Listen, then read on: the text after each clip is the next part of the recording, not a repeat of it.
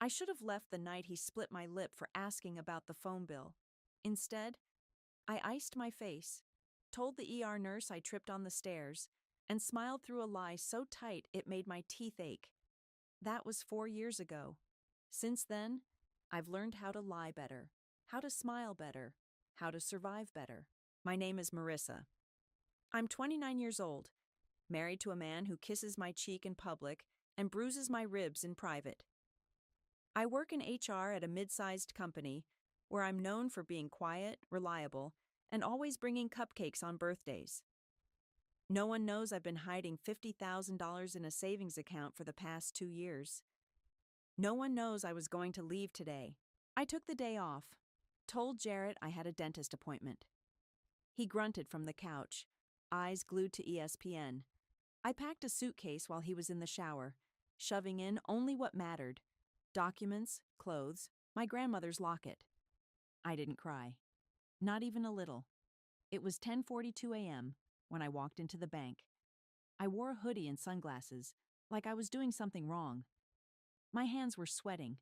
I kept whispering to myself, "You're okay. You're doing this.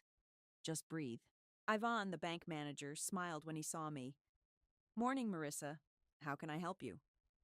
"I need to make a withdrawal," I said, voice steady.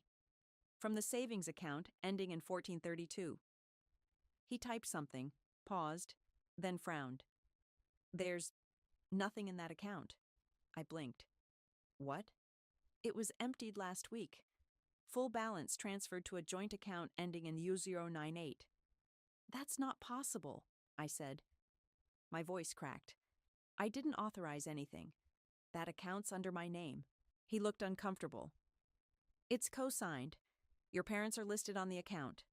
My stomach dropped. "Can you print the transaction record?"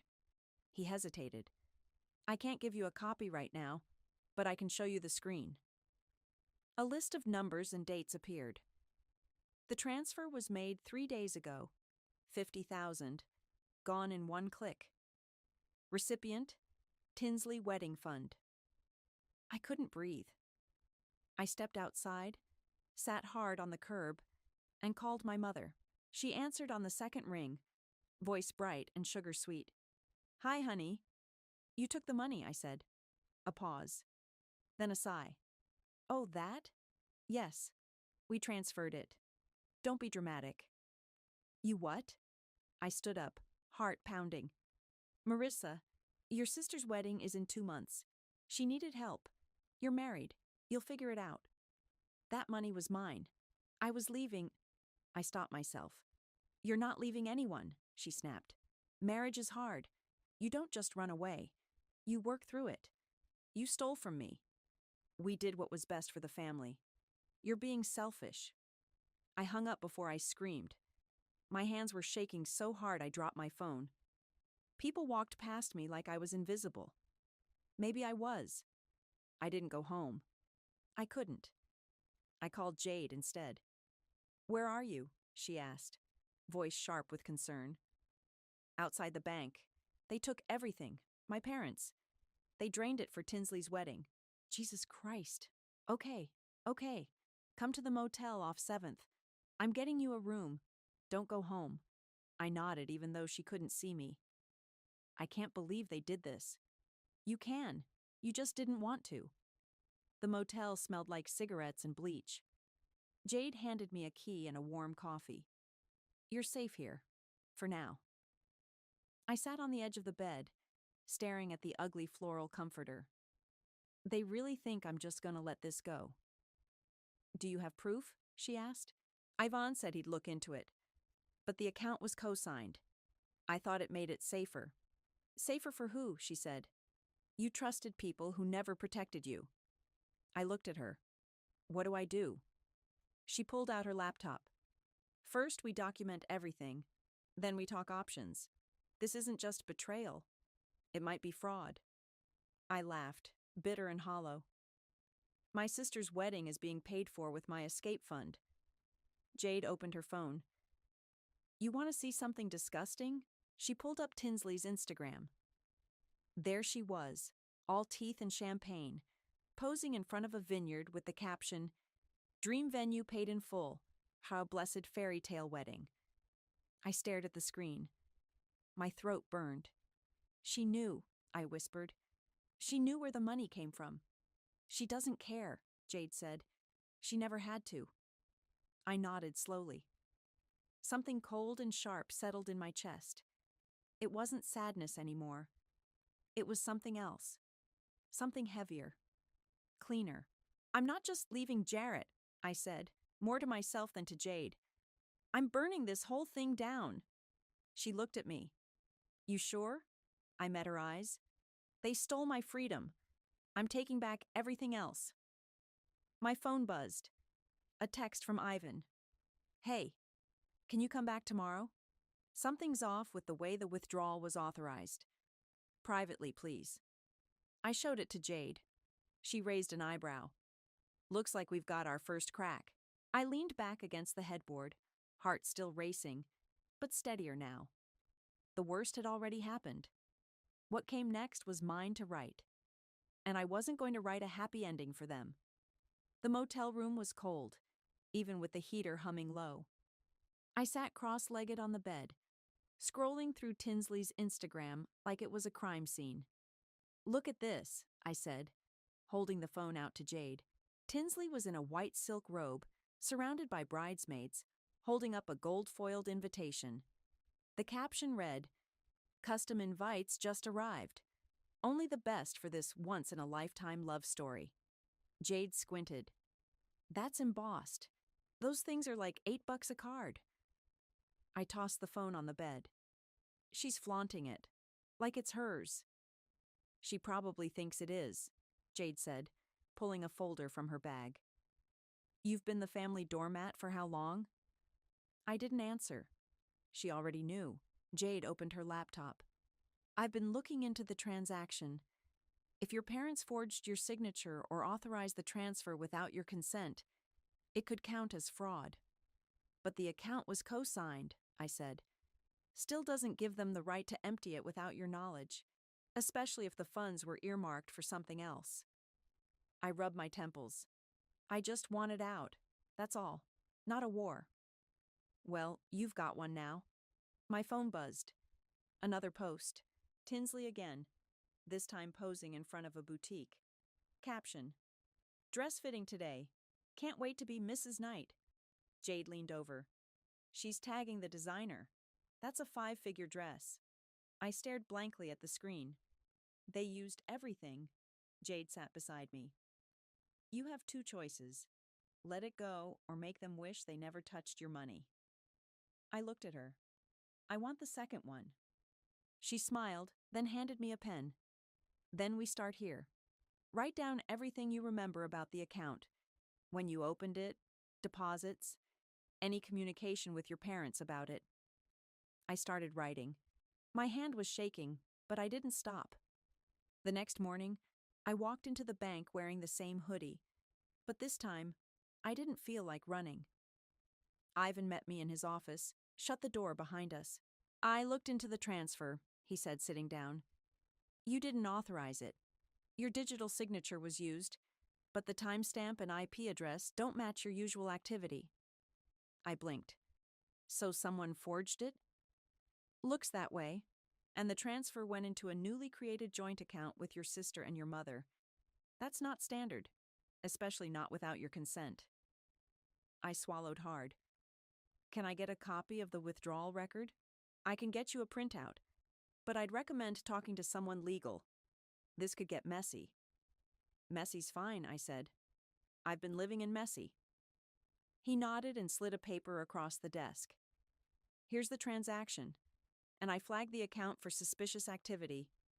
If anything else moves, you'll know. I left the bank gripping the paper like it was a weapon. In the parking lot, I called Jade. They forged my signature, I said. It's official. Good, she said. Now we build a case.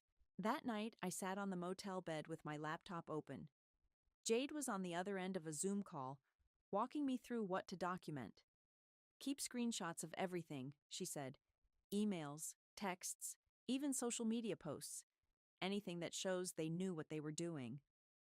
I pulled up an old text from my mom. Just make sure you're not doing anything reckless with that money, honey. You're still married. I read it out loud. Jade raised an eyebrow. That's foreshadowing if I've ever seen it. Then I got an idea. I opened Tinsley's Facebook messages. We hadn't talked in months, but I remembered one thing she said when she got engaged. You're so lucky you don't have to pay for your wedding.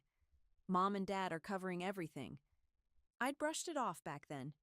Now it felt like a confession. I screenshotted it and sent it to Jade. Perfect, she said. Keep digging. Just then, my phone rang. Mom. I hit record before answering. Hi, Mom. You need to stop this nonsense, she said. Her voice was tight, clipped.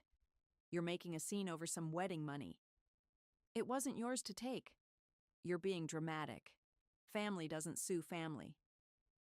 I haven't sued anyone, I said calmly. Yet, she scoffed. You're going to regret this. You think strangers care about you more than your own blood? I think strangers haven't stolen from me. She hung up. I played the recording back for Jade. That's gold, she said. She just admitted to the theft and tried to manipulate you into silence. I sat back, staring at the ceiling. They really think I'm going to crawl back. Jade smiled darkly. Let them think that. The higher they climb, the harder they fall. I looked at the screenshot of Tinsley's dress fitting again. She was glowing, radiant, oblivious. Let her have her fairy tale. I was writing the ending, and this time, I wasn't the one getting left behind. I walked into the bank the next morning with a fresh printout of the forged transaction in my purse and a pit of fire in my stomach. Ivan met me in the lobby, eyes serious. Let's go to my office. He closed the door behind us, then pulled up a screen. I had IT trace the login that approved the transfer. It came from a device not previously associated with your account. Where? I asked. He hesitated. Your parents' home address. I stared at him. So they didn't even try to hide it. They used your saved credentials to authorize it. But the IP and device ID don't match your usual logins. It's enough to raise flags. Can I get that in writing? I'll draft a statement, he said. But you'll need a lawyer if you plan to press charges. I nodded. I already have someone helping me. Back at the motel, Jade was waiting with 2 coffees and a folder full of printed screenshots. I pulled the metadata from your sister's Facebook photos, she said, flipping open the folder. Check this out. One image caught my eye. Tinsley holding up a champagne flute, grinning, with a paper sticking out of her purse. Jade zoomed in. Enhance that. I already did. She pulled up the magnified section. It was a receipt. The same amount as the transfer. Same date. Same bank. She's carrying around the evidence like a trophy, I said. Jade smirked. And now we've got it. I sat down, flipping through the rest of the folder. What about Jarrett? She sighed. We'll get there. But this is your focus right now. You've got enough to open a fraud case. I pulled out my phone and opened my texts. There was one from Tinsley, sent weeks ago, before I knew anything was missing. Can you believe Mom and Dad are covering the whole venue? I'm so lucky. I showed it to Jade. She knew. She just didn't care. She was raised not to. I nodded slowly. I'm not letting this go. Later that night, I called my mom again. I hit record before she picked up. What now? She said, already annoyed. I just wanted to let you know I've spoken to the bank. Silence. They confirmed the signature was forged, and the login came from your house.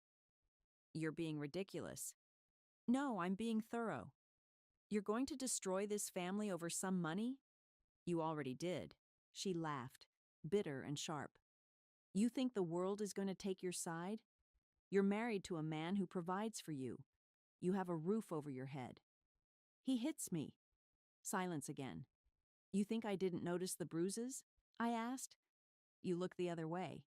I thought you were clumsy. No, you just didn't care. She hung up. I stared at the screen, heart pounding. Then I saved the recording. The next morning, Jade and I sat in the back of a coffee shop with a lawyer friend of hers. He wore a wrinkled suit and had a voice like gravel. "You've got enough to file a civil suit," he said. "Possibly criminal, depending on how the DA feels. Forgery, unauthorized access, misappropriation of funds."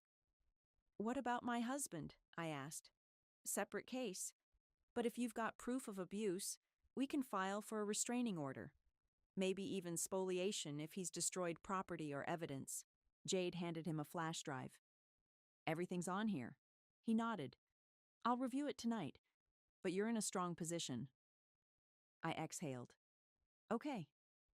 That night, I got another voicemail from my mom. "You're going to regret making a fuss over some wedding money. Family doesn't sue family." I played it twice, then sent it to Jade. "She's digging her own grave," she said. The next day, Ivan called. "I pulled the full access logs," he said. "There's a pattern. Your mom logged in multiple times before the transfer. She was watching your balance.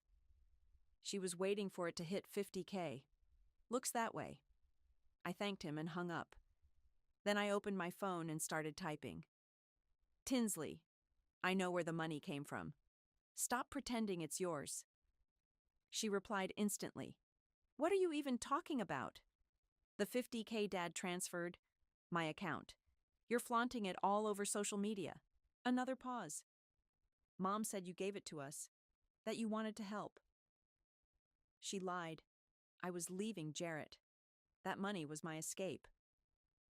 No response. I stared at the screen for 5 full minutes before locking the phone. Then I looked at Jade.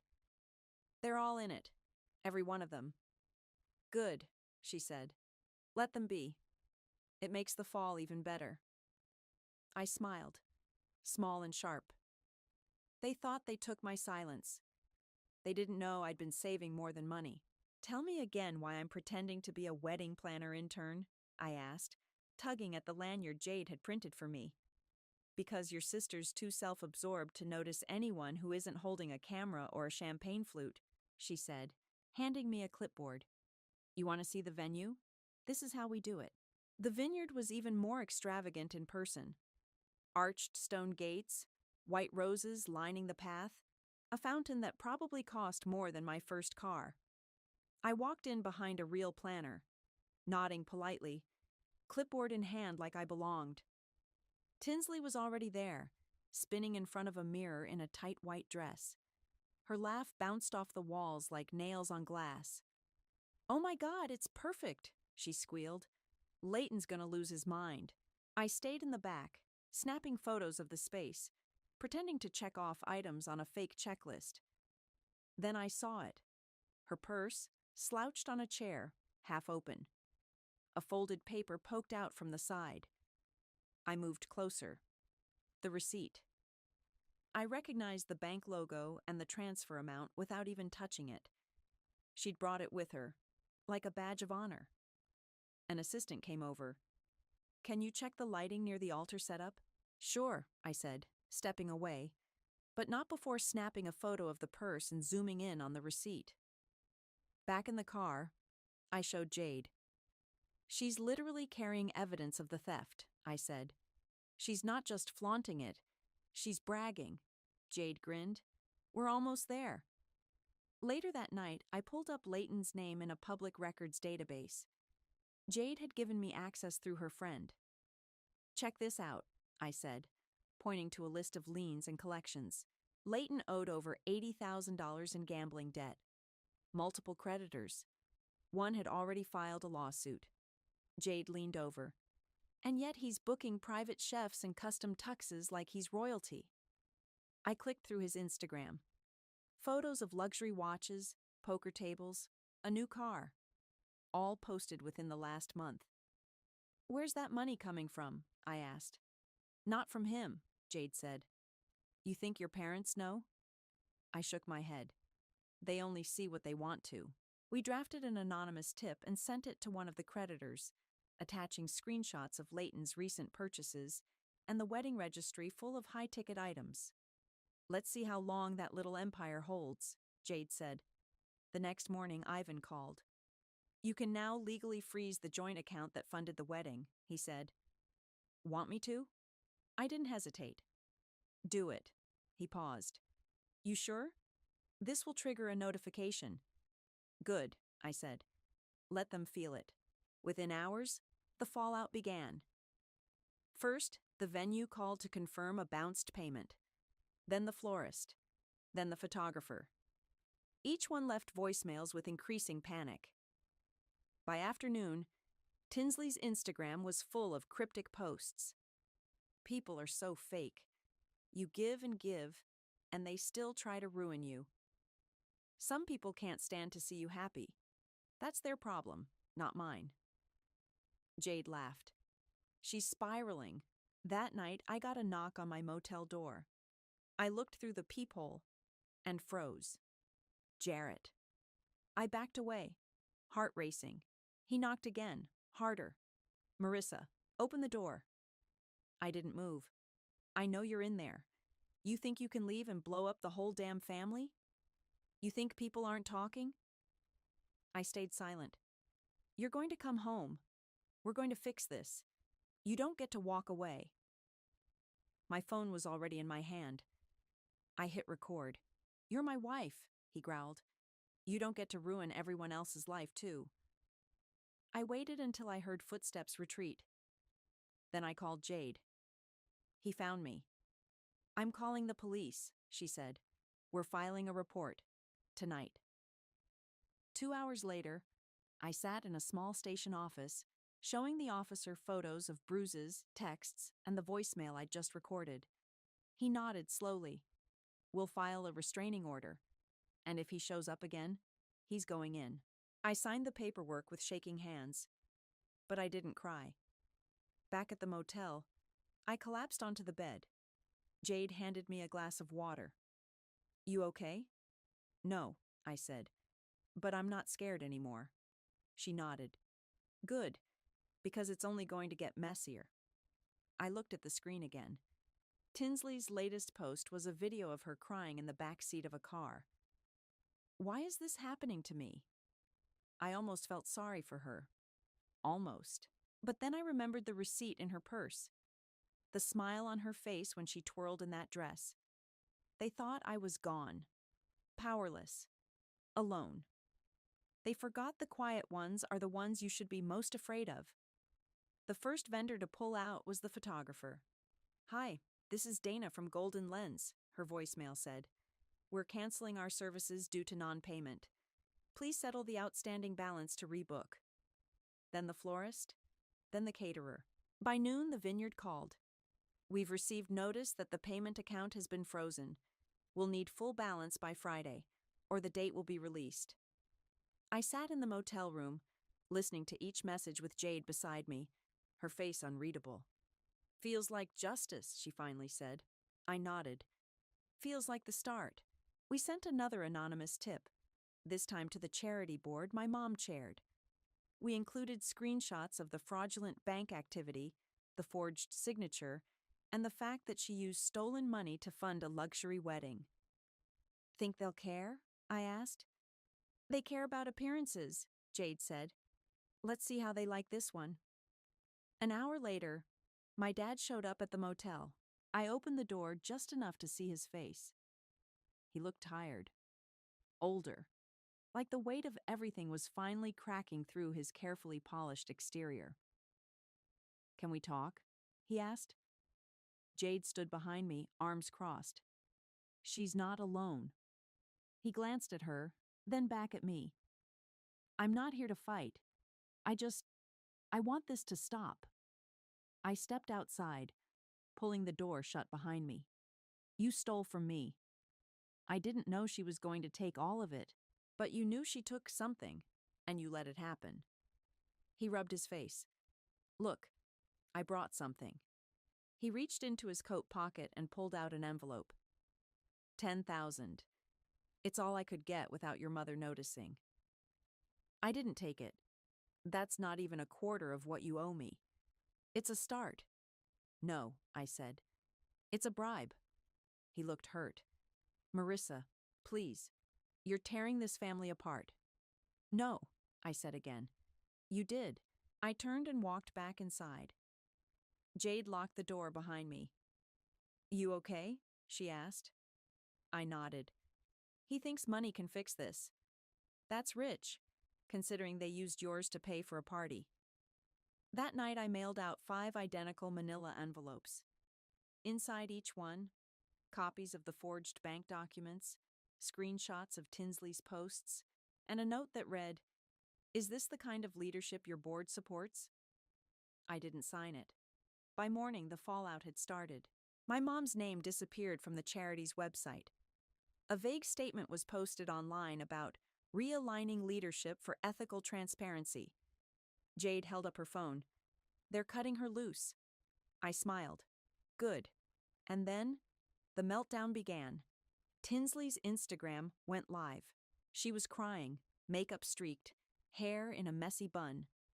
I don't know why this is happening, she sobbed. People are trying to ruin my life. My wedding is falling apart. My fiancé is being harassed. I don't know what I did to deserve this. Jade snorted. She doesn't know? She doesn't want to. Then the message came. From Leighton. What the hell is going on? My accounts are being flagged and I'm getting calls from creditors. Did you leak something? I didn't reply. I just screenshot it and saved it. Later that day, the Vineyard officially canceled the wedding date. I knew because Tinsley posted a black screen with one word, devastated. Then she called me. I let it go to voicemail. You think you're so smart, don't you? You ruined everything. My wedding, my relationship, my life. I hope you're happy. You're sick. I saved that one too. That night, Jade and I sat on the motel bed, watching the chaos unfold from our phones. This is what happens, she said, when people think they're untouchable. They forget who they're standing on, I said. The next morning, there was another knock on the door. This time, it was the police. Jarrett Ferguson has been arrested, the officer said. Violation of a restraining order. He showed up at your workplace this morning. I blinked. I haven't been back there yet. He was asking for you. Security called us. I nodded. Thank you. After they left, I sat down on the edge of the bed. My hands were steady, my breathing calm. Jade looked at me. You're winning. I shook my head. I'm surviving. She didn't argue. An hour later, Ivan called. The bank's fraud department has reviewed the case, he said. They're filing formal charges, and the joint account your parents used, it's being locked for investigation. I leaned against the wall. What does that mean for them?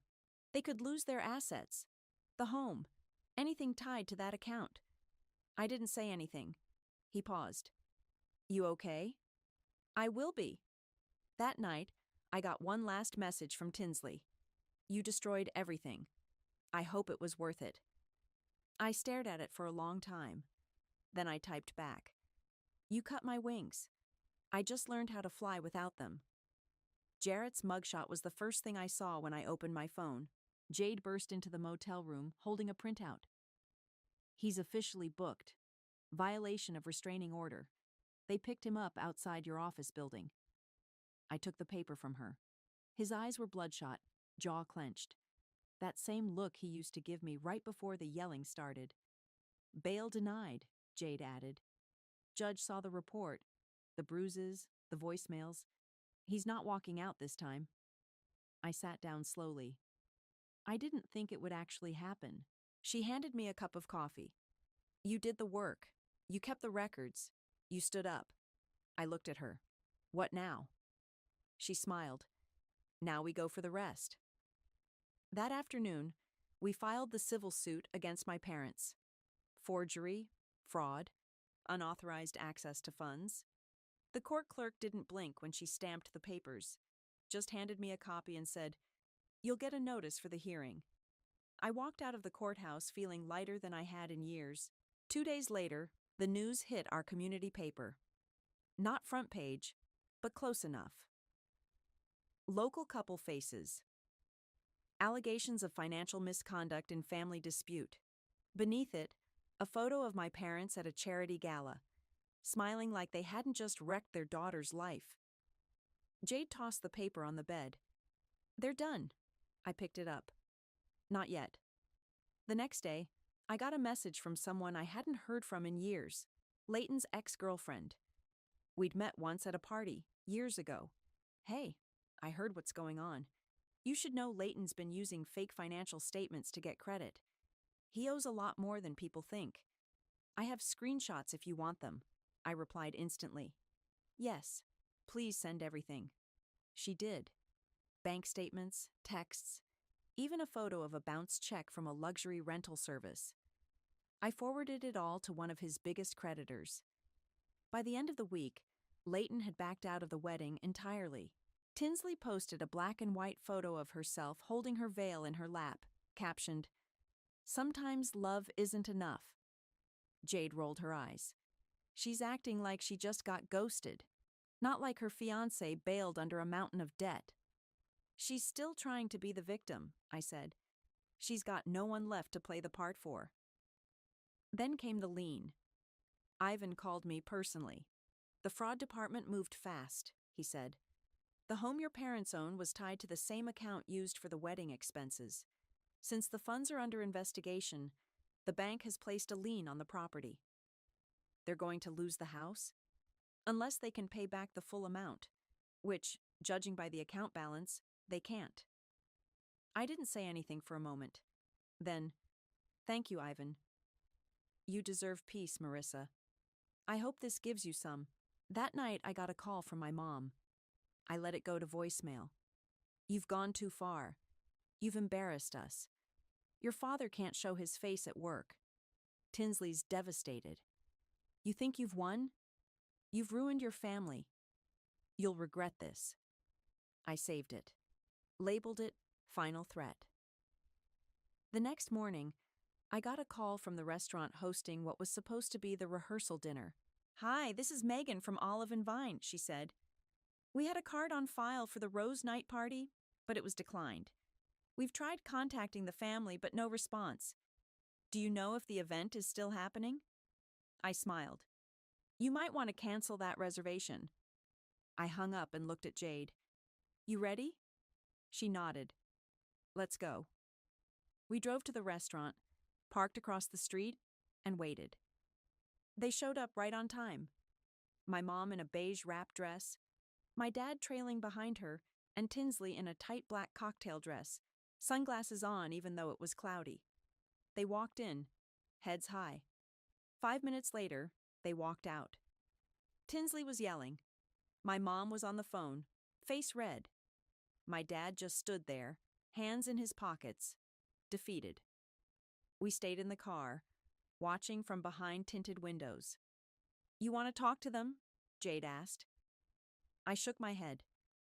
"Not yet, but I did send one last message. To Tinsley.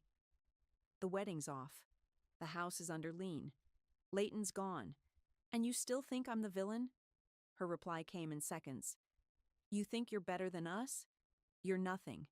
Just a bitter, jealous freak who couldn't keep her husband." I stared at the screen. Then I typed back, "I didn't want to keep him. I wanted to survive him."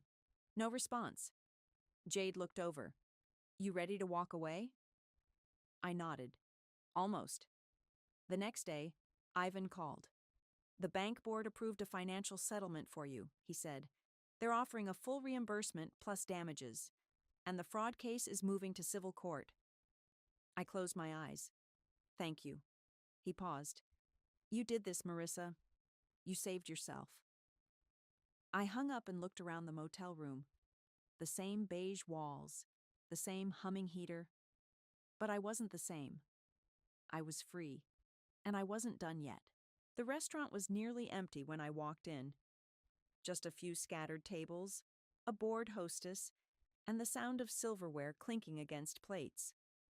The rehearsal dinner that never was had been reduced to a sad little corner table with 3 people and no reservation.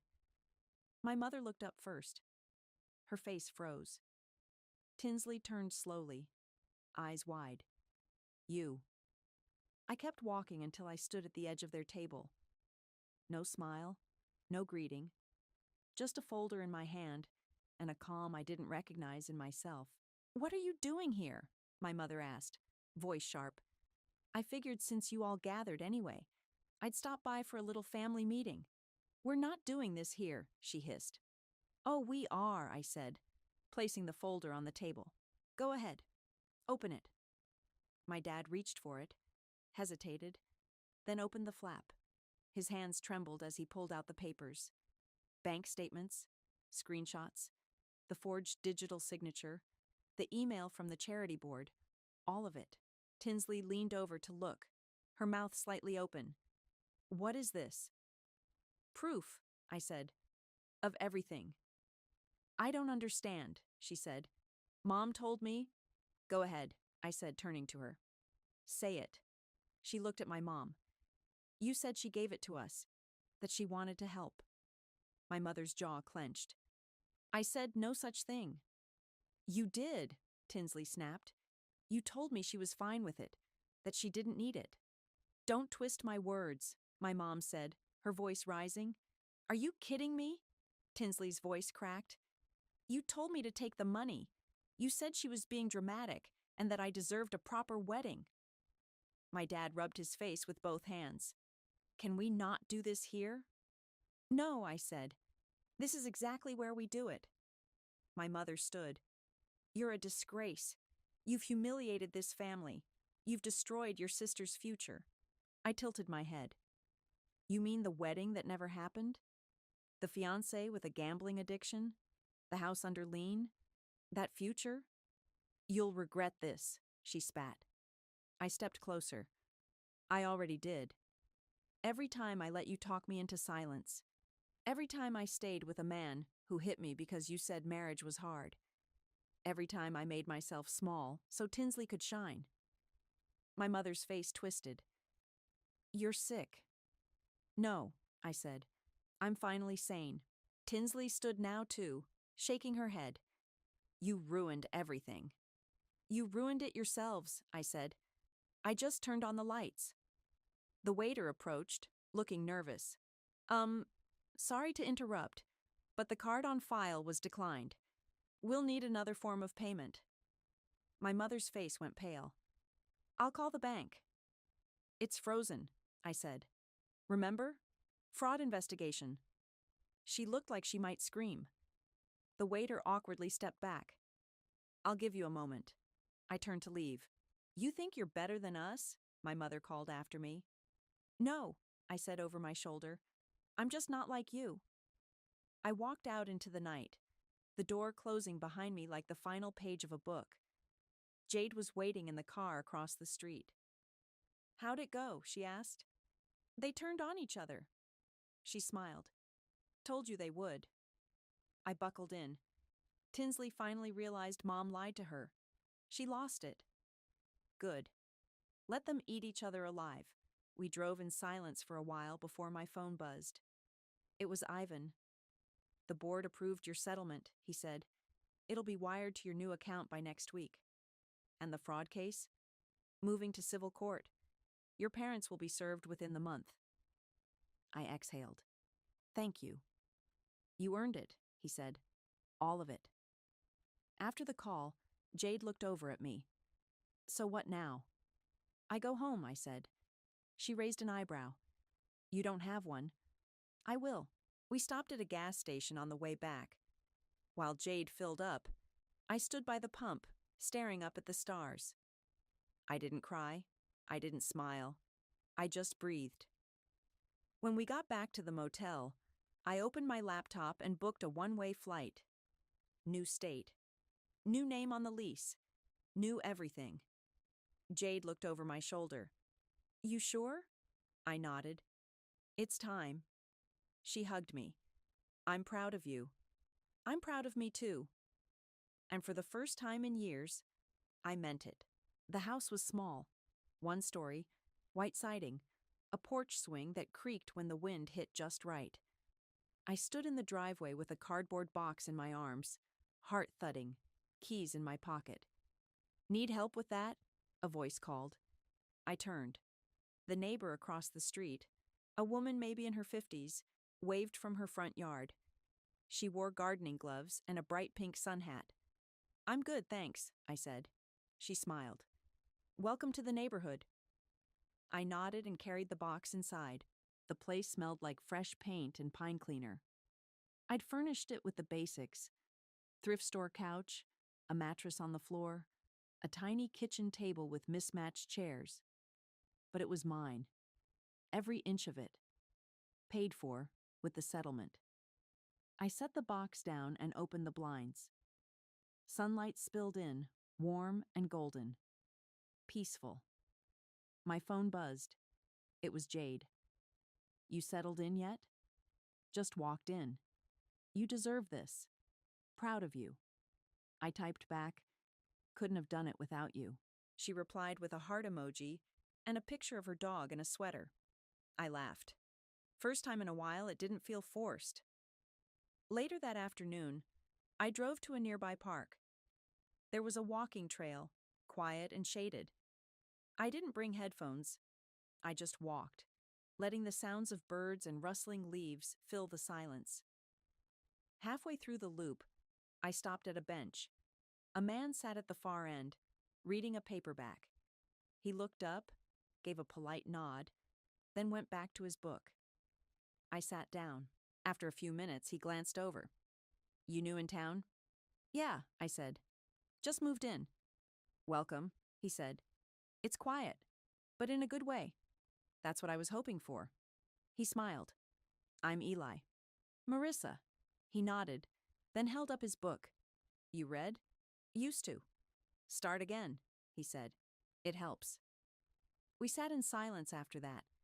It wasn't awkward, just calm. When I got home, there was a letter in the mailbox. No return address, but I recognized the handwriting. I opened it on the porch. You got what you wanted. I hope it was worth it. Dad's trying to fix things, but we both know he can't. Tinsley won't talk to me. The house is quiet. Too quiet. I hope you sleep well at night. No signature. Just bitterness on paper. I folded it and dropped it in the trash. Inside, I unpacked the last box. At the bottom was the locket from my grandmother. I held it in my hand for a moment, then placed it on the bookshelf. The next morning, I had my first therapy appointment. The office was bright, full of plants and soft music. The therapist, a kind-eyed woman named Carla, offered me tea. So, she said, what brings you in today? I looked at her. I'm trying to figure out who I am now. She nodded. That's a good place to start. We talked for an hour. About the marriage, the money, the betrayal, the rage. She didn't flinch, didn't judge, just listened. When it was over, I stepped outside and stood in the sun for a while. I wasn't healed, not yet, but I was safe. A week later, I ran into Eli again at the park. You read anything yet? He asked. Started something last night. He smiled. Good. Want to grab coffee sometime? I paused. Maybe. No pressure, he said. Just figured I'd ask. I nodded. Thanks. At home, I made dinner. Pasta. Nothing fancy. I ate at the kitchen table, phone face down, music playing low. No yelling. No footsteps. No eggshells. Just me. I opened my laptop and pulled up the court docket. Jarrett's trial was scheduled. My parents' civil case was moving forward. Tinsley had filed for bankruptcy. I closed the tab. I didn't need to watch the rest fall. I'd already walked away from the fire. After dinner, I sat on the porch swing and watched the sky turn pink. The neighbor waved again from across the street. I waved back. My phone buzzed again. Another message from Jade. You okay? I stared at the screen for a moment, then typed back. I lost a family. But maybe they were never mine to begin with. I created my escape, and justice walked with me out the door. I hit send. Then I looked up at the fading sky and whispered, Karma didn't need my help. I smiled. But it sure looked damn good in a silk dress when it showed up at the wedding,